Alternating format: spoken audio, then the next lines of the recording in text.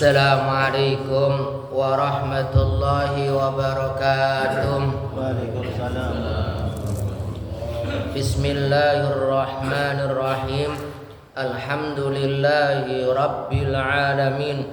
Nusalli wa nusallim ala sayyidina Muhammadin wa ala alihi wa ashabihi ajma'in. Qala al-muallif rahimahullah wa adama naf'a bihi wa bi barakati ulumihi wa bikum fid daraini amin. Amma ba'du. Yang kami hormati pengurus jamaah hadirin yang dimuliakan oleh Allah, alhamdulillahi rabbil alamin. Kita panjatkan puji syukur kehadirat Allah atas limpahan nikmat-nikmat yang Allah berikan kepada kita. Alhamdulillah kita telah melaksanakan ibadah subuh. Mudah-mudahan ibadah subuh kita diterima oleh Allah Subhanahu wa taala. Ya Allah, beri kepada kita pahala di dunia penuh barokah. Hidup diberikan oleh Allah hidup yang penuh sakinah, mawaddah, warahmah. Salawat dan salam kita sampaikan kepada junjungan kita Nabi besar Muhammad sallallahu alaihi wasallam, keluarganya, sahabat dan para pengikut-pengikutnya hingga yaumil qiyamah. Kita buka dengan suratul Fatihah ila hadratin Nabiyil Mustafa Muhammadin sallallahu alaihi wasallam wa ila hadal muallif rahimahullah bisiril asrar lana al-Fatihah. A'udzu billahi minasyaitonir rajim. Bismillahirrahmanirrahim. Alhamdulillahi rabbil alamin arrahmanir rahim maliki yaumiddin. Iyyaka na'budu wa iyyaka nasta'in ihdinas siratal mustaqim siratal ladzina an'amta 'alaihim ghairil maghdubi 'alaihim waladdallin. Amin. Baik, bismillahirrahmanirrahim. Qala Nabi sallallahu alaihi wasallam, bersabda baginda Rasulullah sallallahu alaihi wasallam, auhallahu ta'ala ila Musa ibni Imran. Pernah Allah subhanahu wa ta'ala memberikan wahyu kepada Musa bin Imran. Fit Taurati, wahyu tersebut tertulis di kitab Taurat. Tentu di kitab Taurat yang dulu Pak ya, bukan di kitab Taurat sekarang. Maaf kalau Taurat sekarang itu ya sudah banyak perubahan. Ya. Kalau saya dengar dan lihat di YouTube itu perubahannya itu menurut pembesar pasturnya begitu. Ya. Tapi kalau yang sebenar-benarnya mudah-mudahan masih ada itu ya. Cuma barangkali bahasanya bahasa Ibrani atau bahasa apa begitu ya. Kita udahlah, pokoknya apa wahyu yang tertulis di kitab Taurat itu, inna ummahatil khotoya. Sahabat kaum muslimin, saya beritahukan, sesungguhnya ibunya dosa. Kalau bahasa biangnya dosa. Wah, udah biang itu berarti luar biasa. Tapi sama-sama kita ketahuan Bapak, dosa itu ada yang bisa diampuni oleh Allah, ada dosa yang nggak bisa diampuni Allah. Sudah tahu Pak ya? Satu ialah apa? Musyrik. Ya, musyrik. Nah, itu bila musyrik apabila meninggal. Tapi kalau dia musyrik, mensekutukan Allah, menduakan Allah, terus dia tobat, Allah ampunin. Selagi roh sebelum di tenggorokan gor gitu Pak. Makanya kalau kita lihat orang yang lagi sakratul maut itu Pak, begini-begini Pak ya. Roh gak bisa keluar. Ya. Antara di dada dibalikin lagi, ya Allah, sengsaranya luar biasa. Na'udzubillah min dzalik. Ya makanya ya Allah, Allahumma htim ajalana bi husnil khat. Ya Allah, akhirin ya ajal yang ada di dalam tubuh kita itu dengan apa? Husnil khatimah. Ada yang memberikan penafsiran husnul khotimah ini kok melebar, nggak apa-apa Pak ya, nggak apa-apa ya. itu gampang meninggalnya. Udah gampang baik. Ya, makanya kalau ada orang meninggal apa? Mudah-mudahan husnul khotimah. Sudah meninggal. Berarti itu husnul khotimahnya itu bukan di sakaratul maut, itu setelahnya.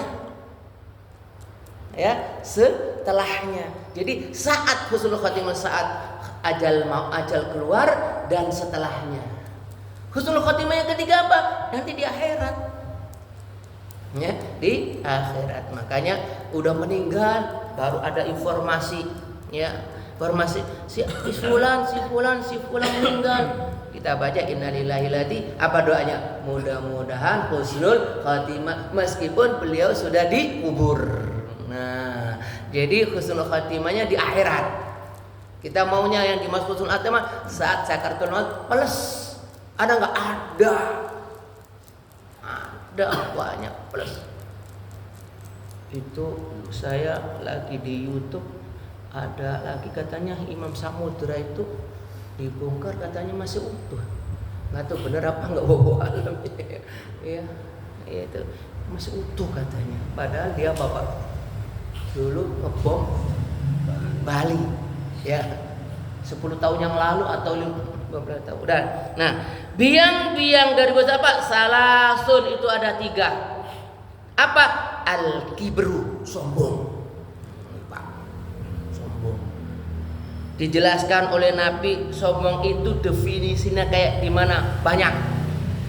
Di antara kibru itu batarul haqqi,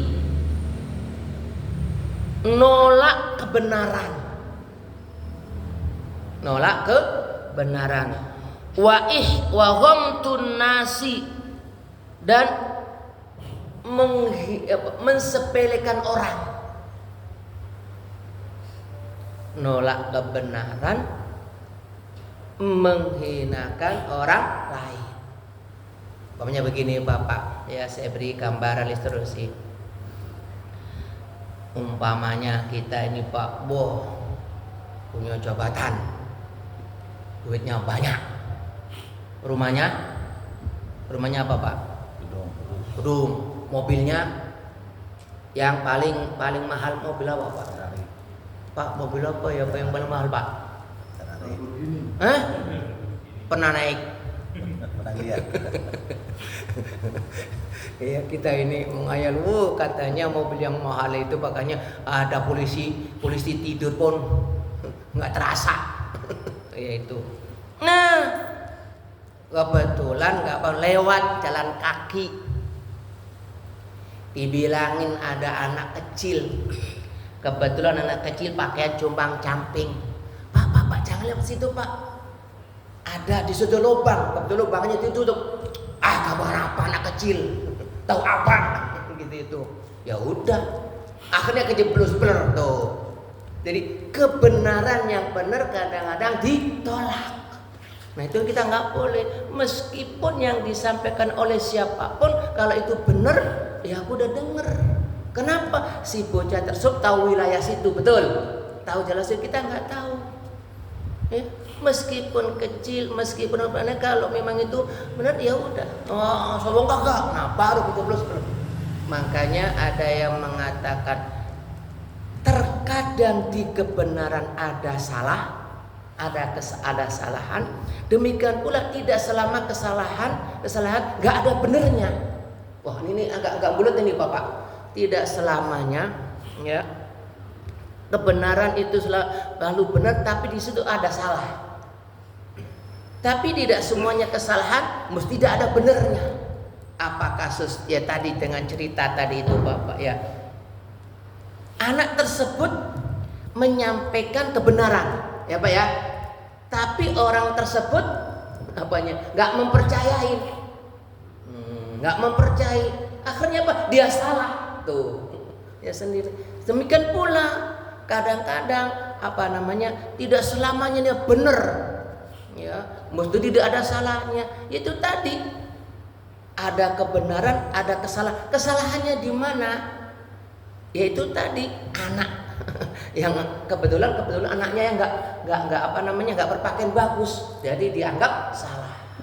Nah, kalau terjadi demikian itu Bapak, kita tidak boleh. Artinya apa? Setiap informasi kita harus cerna. Ya kan Pak ya? Tidak semuanya informasi benar, demikian pula tidak semuanya informasi itu ada yang salah. Kayak tadi kan, kita lihat YouTube, di TikTok. Namanya di sosmed itu apa Bapak? Ada yang benar, ada direkayasa, ya kan Pak ya? Nah itu dipukul semua, oh bener. Ya nggak boleh. Berarti apa? Padahal di situ ada salah. Jadi mudah-mudahan diri kita ini bisa terhindar dari apa? Nolak kebenaran, kemudian apa? Menghinakan orang lain. Itu kalau terjadi di kita, di siapapun, maka orang tersebut digolongkan orang yang sombong. Nabi Musa lawannya siapa Bapak?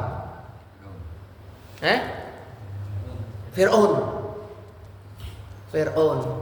Coba kita lihat, nganggap Fir'aun itu paling hebat. Betul Bapak ya? Yang gak hebat siapa? Musa, bener kan Pak ya? Baik.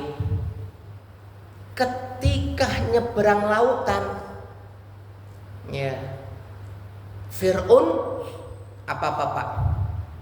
Tenggelam. Ya kan Pak ya? Tenggelam. Loh, kenapa orang yang hebat begitu kok bisa tenggelam? Seharusnya nggak tenggelam kan Pak ya? Seharusnya nggak tenggelam. Bahkan mengatakan ana rabbukumul a'la, saya adalah Tuhan. Dari yang paling hebatnya Tuhan, sampai ngomong begitu tuh Pak di dalam surat apa itu? Tapi apa yang terjadi? Ketika tenggelam nggak bisa nolong, katanya Tuhan. Satu. Yang kedua, katanya Tuhan itu Fir'aun mengatakan banyak al-kujunya, benar Pak ya? Banyak penolongnya. Tapi nggak bisa. Nah, baru kamu tenggelam itu Musa, Tuhanmu dan Tuhanku sama. Ngakuin bahwasanya Tuhan Allah Subhanahu wa taala itu ada. Nah, baru ngap-ngap apa Bapak? Dia ngakuin.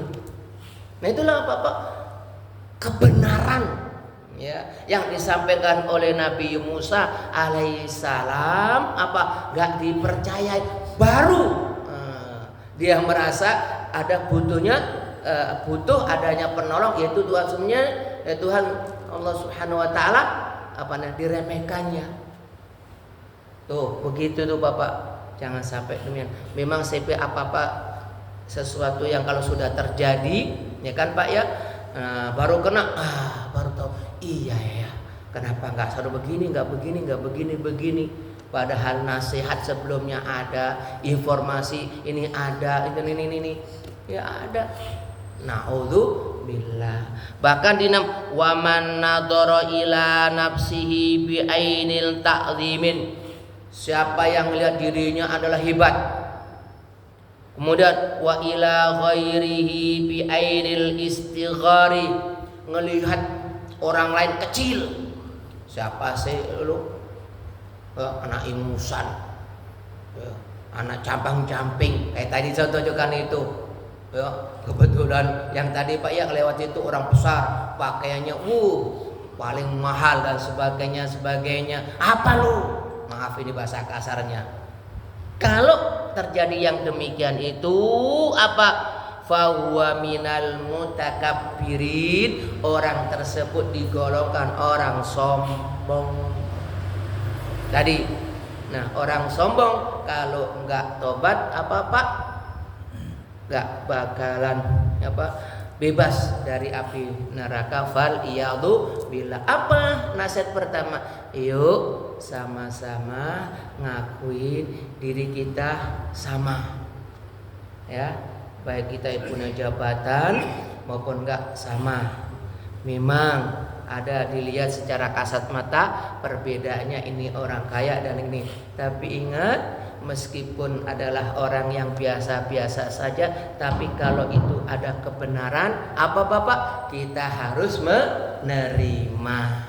Kalau sudah begitu, maka diri kita ini tidak digolongkan orang-orang sombong. Maka bebaslah dari kita ini tergolong orang-orang yang memiliki banyak dosa. Fal iyadu billah. Dulu pernah saya sampaikan ya, apa bahayanya orang yang banyak dosa. Memang saat itu belum, entar beberapa hari, beberapa minggu, beberapa bulan, beberapa tahun akan terasa itu Bapak. Apa yang saya sampaikan ketika tadi orang sakratul maut, saya belum menemukan cerita orang yang banyak dosa gampang meninggal. Ya ngap dulu. Belum ada plus. Kita mah kepengin saat-saat ibadah meninggal, ya Allah. Meninggal saat-saat kita melakukan kebaikan meninggal. Jangan sampai diri kita ini Bapak melakukan ketidakbaikan kita meninggal. Na'udzubillah. Satu. Yang kedua, wal hasadu, dengki. Biang daripada dosa. Tahu dong Pak, iri, hasud, selalu suudzon. Tahu suudzon? Nyangka buruk orang lain. Makanya Allah Subhanahu wa taala benar-benar mengingatkan, bahkan ngajarin wa min syarri hasidin idza hasad.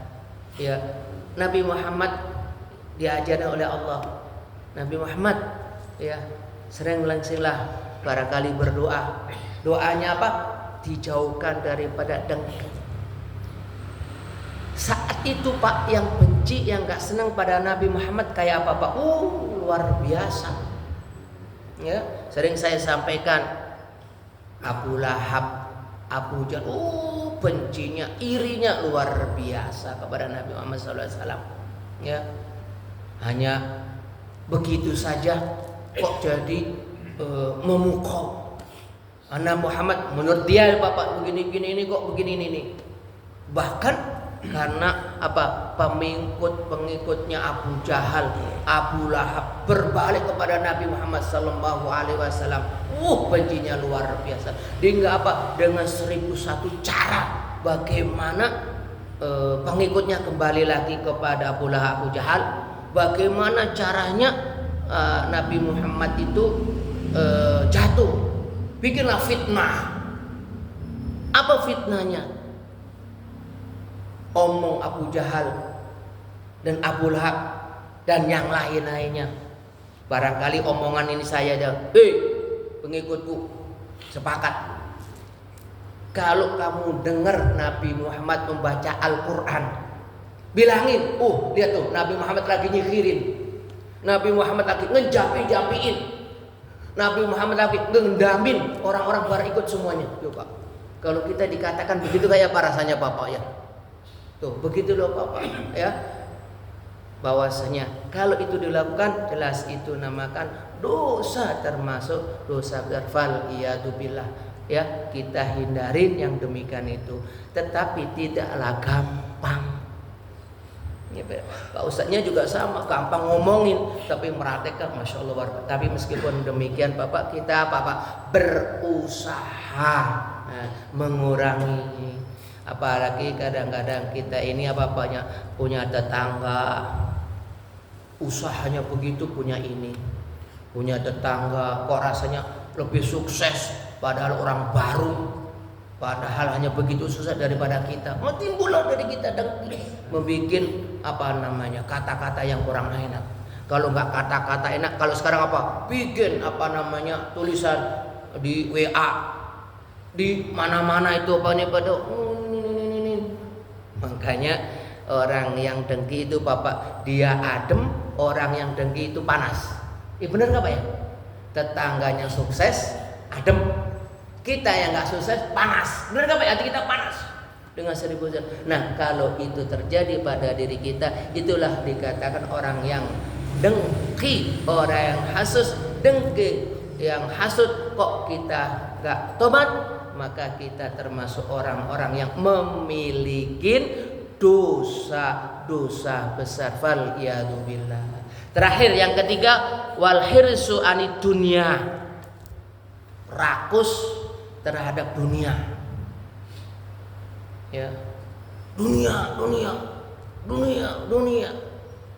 Ya, dunia atau bodoh tanpa dunia. Kenapa ini kok termasuk daripada dosa? Bapak, dunia itu isinya halal dan haram. Betul Pak ya? Kepingin kita ini usahanya halal, nggak mau haram. Tapi faktanya Bapak, yang halal rasa-rasanya sulit. Betul Pak ya? Ya Allah kok susah banget. Ketika dagang nggak nipu, ketika kita dagang nggak ngadalin, ketika dagang itu kita nggak bisa ngomong yang manisnya tujuannya nipu, susah. Bahkan kalau dipikir-pikir katanya baunya aduh sedikit, tapi kalau bilang yang haram, masya Allah Bapak, gampang. Mau nipu kayak mau begini ini haram kayaknya, wah nggak peduli, ya nggak peduli, itu faktanya. Semalam saya dengar ceramahnya dari Menteri Agama yang baru. Kita disuruh cari makanan yang halal meskipun sedikit tapi berkah. Berkah itu adalah nutupin beribu-ribu daripada yang haram. Ini Pak, kata-katanya ini bahasa saya yang sudah bilang, meskipun sedikit tapi itu berkah, bisa nutupin. Ya, kemudian yang haram bagaimana? Ya udah nggak bisa Pak. Satu. Yang kedua Bapak, memang benar saya kata, hidup kita ini hanya berapa Pak? 70-80 tahun. Berarti sebentar kan Bapak? Yang lama di mana Bapak? Di kuburan pertama. Lah mbah-mbah kita yang sudah puluhan tahun belum kiamat.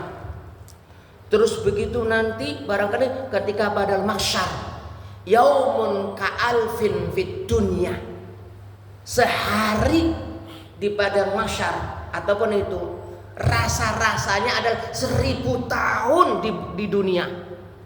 Siapa yang umurnya ada 1000? Nabi dulu itu ada Nabi siapa itu lupa saya itu, umurnya 950 tahun. Kurang 50 illa khamsin, kecuali 50. Ya, itu aja masya Allah luar biasanya. 950 tahun ngajak umatnya beriman kepada Allah. Gak sampai ribuan, bahkan ada yang mengatakan hanya 50 pengikut.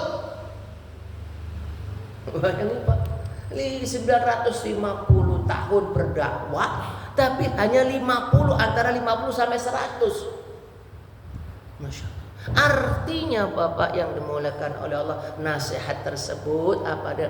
Yuk sama-sama kita mencari yang halal. Dengan yang halal itu yang berkah itu seakan-akan Bapak bisa menutupin bertahun-tahun kenikmatan yang kita nikmatin di alam akhirat. Sebaliknya Bapak kalau nggak haram ya Allah, berapa ribu tahun kita ngalamin tidak enak. Makanya pantas Nabi Allah Subhanahu wa taala memberikan wahyu mengingatkan kepada saat itu adalah Nabi Musa dan kita semuanya, yuk ya jangan sampai ada orang yang sampai rakus dunia lupa akhirat. Apalagi kadang-kadang kita punya dunia males berinfak bersedekah. Bapak terkadang-kadang kalau lihat di tengah masyarakat orang kaya kemudian hartanya banyak, kadang-kadang untuk berinfak kebaikan itu masalah sulit banget. Mungkin di sini pernah ngajukan proposal kita anggap kaya, ya kaya, tapi lihat ya ketika ngajuin proposal dilihat bolak-balik, sudah bolak-balik Bapak disuruh baca oleh pembantunya. Kemudian pembantunya memang gak seiman, gak beriman itu, gak usah lah menginfo kepada Bapak. Akhirnya gak keluar. Tapi lihatlah proposal ketika diberikan kepada orang yang gak berada tapi beriman, tapi berkah. Lihat tuh, nggak ada hitungan. Itulah Pak perbedaan. Ya, naudzubillah tsumma. Nah, oleh karena itulah Bapak, boleh kita mencari dunia, tapi apa Pak, jangan sampai ninggalin hal-hal yang wajib. Saya kira Bapak, pagi hari ini yang bisa saya sampaikan tentang dosa besar. Tadi apa Pak? Sombong, dengki, rakus dunia. Mudah-mudahan kita bisa menghindari menjadi apa-apa orang yang keber, diimbangi dengan tawadhu, hasud dihilangin oleh keikhlasan, kemudian yang ketiga adalah rakus diimbangi dengan qanaah. Apa itu? Terima ridho atas pemberian daripada Allah Subhanahu wa taala. Mudah-mudahan bermanfaat. Rabbana atina fid dunya hasanah wa fil akhirati hasanah wa qina adzabannar. Wa sallallahu ala sayyidina Muhammad walhamdulillahi rabbil alamin. Assalamualaikum warahmatullahi wabarakatuh.